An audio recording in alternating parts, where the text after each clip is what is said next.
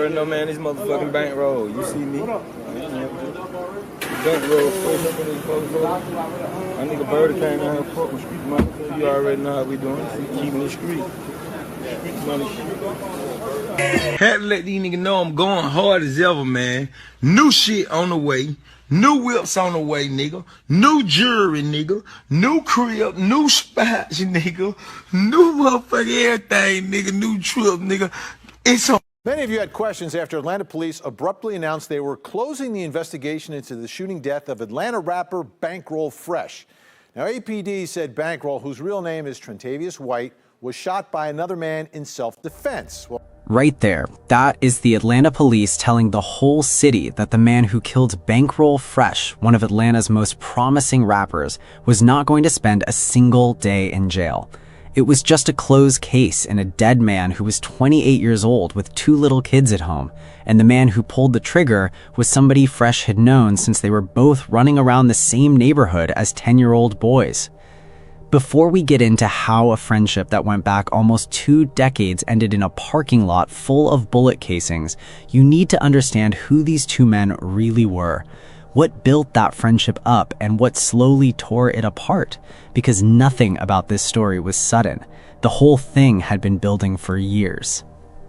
Trentavious Zaman White, the man the world knew as Bankroll Fresh, was born on August 2, 1987 in Atlanta, Georgia. He grew up in Zone 3 on the west side, one of the hardest parts of the city, where economic struggle and street activity were just part of everyday life. His parents split when he was only 3 years old, so it was his mother, Teresa Price, who raised him. She worked as a MARTA bus driver and was serious about keeping her son on the right path. She pushed him to finish school and made it clear she didn't want him just hanging around the block, going nowhere. His biological father barely came around, and when he did, he actually discouraged the music, telling young Trentavious there was no money in the music industry. But his stepfather, Kenneth Johnson, who went by K. Rich, became the real father figure in his life from the age of 3, and later became the CEO of his first record label, Savoir Faire Entertainment.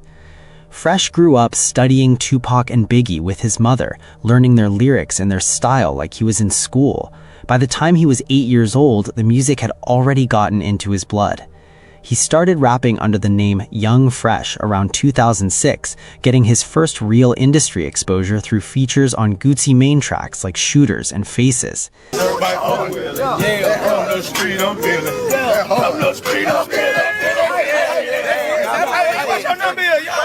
He dropped his debut mixtape Street Motivation in 2012 and started building a name for himself in Atlanta's trap scene.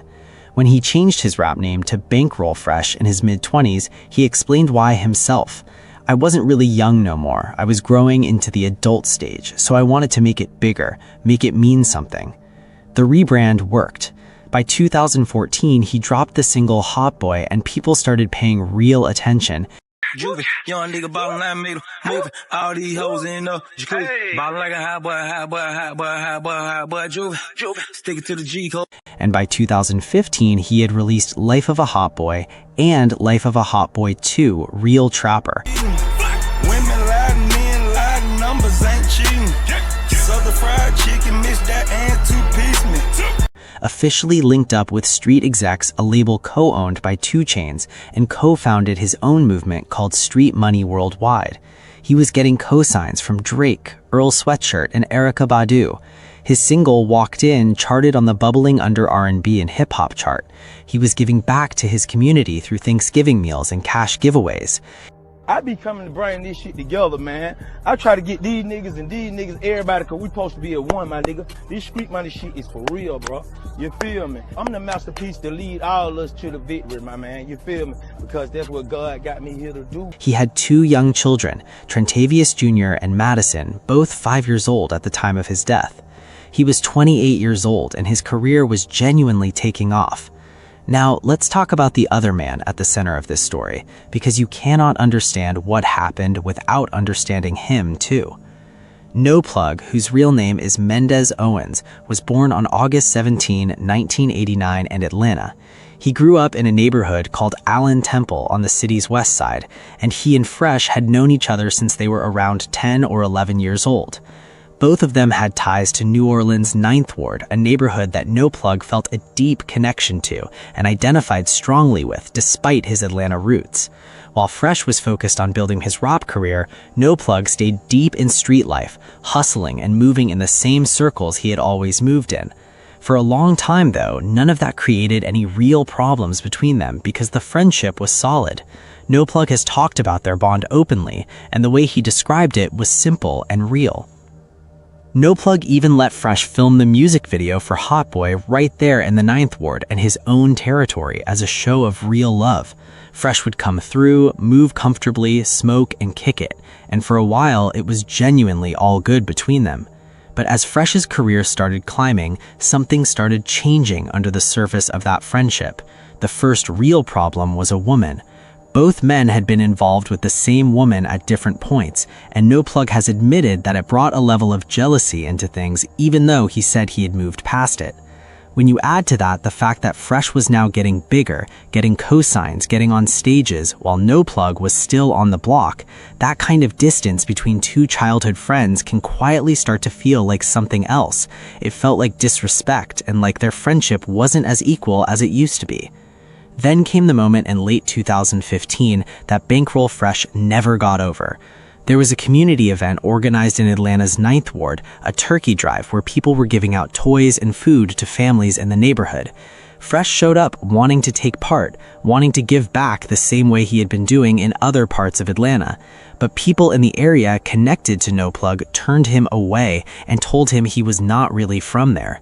This was after they had let him film his video in that same neighborhood. He got escorted out without any violence, but it humiliated him, and he took it as a knife in the back. He believed No Plug either set it up or sat back and let it happen, and from that point on, Fresh carried that grievance everywhere he went. No Plug later said it was just about protecting the neighborhood and not necessarily hatred, but Fresh could not let it go, and in the world these men lived in, that kind of public disrespect is not something you just brush off. By early 2016, there were three things sitting heavy between them: the shared woman, the Ninth Ward embarrassment, and the slow, quiet resentment of watching your childhood friend blow up while you're still in the same place you started. No Plug said it himself. It was jealousy, all kind of stuff, bro. The Ninth Ward situation, all them three situations balled up. All three things together had been building to something, and by March 2016, it finally arrived. On the night of March 4th, 2016, No Plug pulled up to the Street Exec Studios in Northwest Atlanta with no intention of any confrontation. The studio was connected to 2 Chainz and was a serious hub where real artists came to do real work. No Plug was on his way to South Carolina to hand out CDs and just stopped by to link up with some people beforehand. What happened next was not in anybody's plans.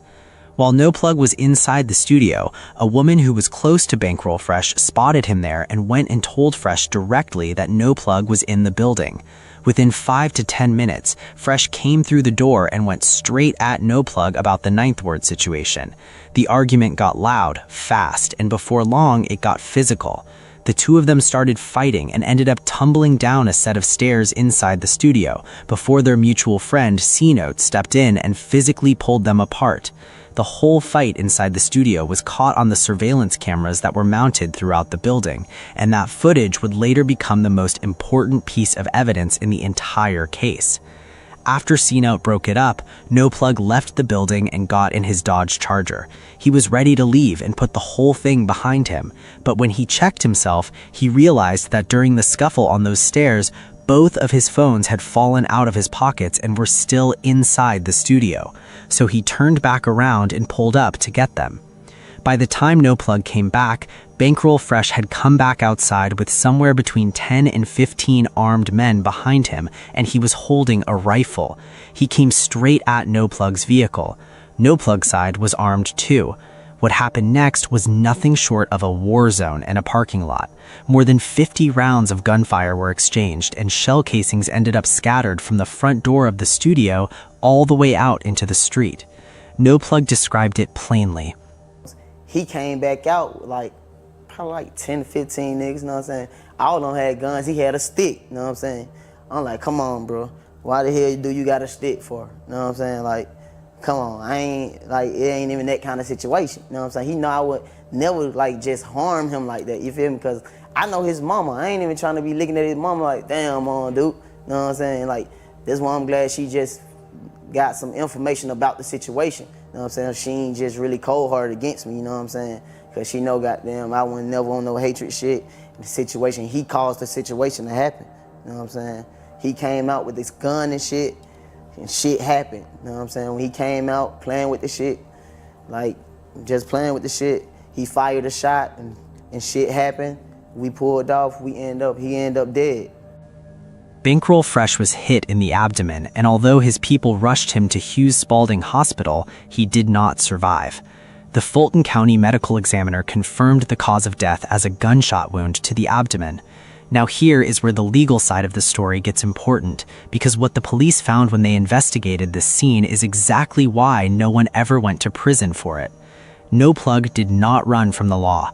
After leaving the scene, he contacted his lawyer, the same attorney who had represented Gucci Mane, paid $10,000 for representation, and then walked himself into the Atlanta Police Department's homicide unit to give a statement. He sat down with homicide detective Miss Benton and told her exactly what he told the camera later. The interrogation lasted around 20 minutes. His story was consistent from start to finish, and crucially, the studio's surveillance cameras had captured everything: the fight inside, Fresh coming back out with his crew, and Fresh being the first person to fire a shot toward No Plug's vehicle. The Atlanta Police Department's investigation confirmed what the footage showed. On top of that, witnesses who were present that night, including Bankroll Fresh's own manager, gave statements saying Fresh had started the aggression and came out armed first.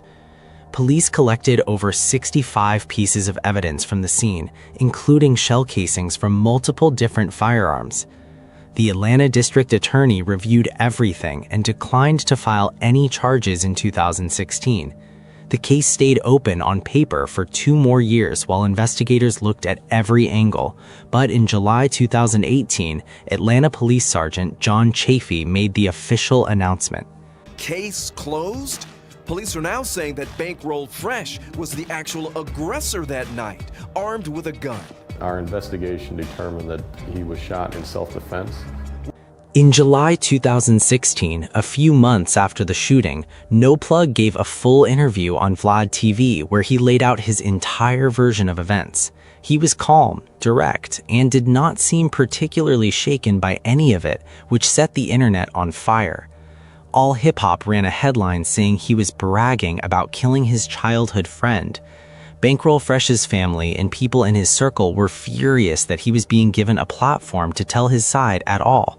Fresh's uncle, Shady Powers, went on record criticizing both No Plug and Vlad TV for hosting the interview.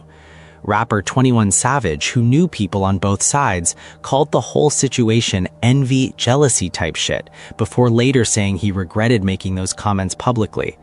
The whole thing had become a bigger story than just the shooting, because now people were debating whether the man who shot him should even be allowed to talk about it. 2 years after Bankroll Fresh was buried, his family's pain found them again. In 2018, his mother and cousin were asleep inside their home when a car pulled up outside and opened fire on the house. The shooters fired 17 rounds into that building, and although both of them survived, his cousin was grazed by 2 of the bullets. Atlanta police said at the time they had no evidence connecting the drive-by to the studio shooting from 2 years earlier, and nobody was ever charged for it. Developing right now, relatives of the late rapper Bankroll Fresh targeted in a late-night shooting. Atlanta police say Bankroll's mother and her niece were inside their home on Smith Street Southwest at the time. We're told the home was sprayed with nearly 20 bullets. This happened last night around 11. Right now, no one is in custody. A bullet grazed the niece on the shoulder and thigh. She is expected to be okay. Fresh was gone, and his family was still living in the damage left behind. Meanwhile, No Plug kept rapping. He released projects including Trap Olympics, Dale Earnhardt, and Culinary Arts 101 in the years after the shooting, then dropped Don't Play with 21 Savage in 2017. His most recent album, Rap Trappin', came out in 2024. He has appeared on podcasts including Big Facts, where he has spoken about missing Fresh and said more than once that he carries the loss of that friendship with him. He credits Fresh as one of the people who pushed him to start rapping in the first place. Bankroll Fresh's music did not stop when he died. Posthumous releases kept coming, Made It Through the Struggle in 2016, Live Your Life in 2018, and In Bank We Trust in 2020 featuring Boosie Badass, and Bank of America in 2025. The Jeezy collaboration, All There, went platinum with the RIAA and climbed the charts. Post Malone referenced him on Money Made Me Do It. His YouTube catalog has crossed 100 million views. Producer Zaytoven, who worked closely with Fresh and had more music planned with him, told Complex that losing Fresh felt exactly like every other painful loss Atlanta had experienced. A talented person gone before the world could see everything they were capable of. The Bankroll Fresh Foundation still does holiday giveaways in his name. Now let's talk about why this story matters beyond just Bankroll Fresh and No Plug, because this exact same pattern has played out again and again in the rap world, and it never seems to stop. In November 2021, Young Dolph was shot and killed inside a cookie shop in Memphis, Tennessee, his own city, the place he had always been loyal to and vocal about.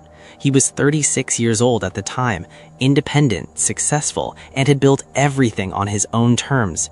Two men walked in and shot him in broad daylight inside a place he went to all the time. The people behind it had been beefing with him for years, and the conflict had been building through multiple incidents, including a previous attempt on his life in 2017, where his vehicle was shot more than 100 times. Dolph survived that one, but he did not survive the cookie shop. You can see behind that officer there over the shoulder, you can see it says Makita's Cookies. And that is where this happened. Around 1 o'clock this afternoon, we understand that Young Dolph had gone into Makita's Cookies, which he is known to do when he comes to Memphis, visit this store. It's an African-American owned store in the African-American community. And, you know, he has a big following in the African-American community. This afternoon, apparently, he'd been in that store. Something happened, and there was a shooting, and he was killed. Now, we have not been able to get close, but there were pictures circulating of the storefront shot out, glass broken, and you could actually see somebody's hand lying over on the sidewalk. We don't know. We assume that may have been him, but we are still waiting for police to give us some details about all that has happened and what happened and why it happened and who may be responsible for this. Of course, police have not come out and told us anything. As you can see, officers all standing around here. And if you look back over here, you can see that police are behind the barricades, and you see some of the people there who are still trying to stay here. Just like with Bankroll Fresh, it wasn't one single event that caused it. It was years of accumulated tension, pride, and grudges between men who grew up in the same kind of environment, making music out of the same kind of life, and still could not find a way to put the guns down. Two men were later convicted for his murder, Justin Johnson, known as Straight Drop, and Cornelius Smith. Johnson was sentenced to life in prison. Smith received life without the possibility of parole. Dolph left behind 2 children and a fiancée.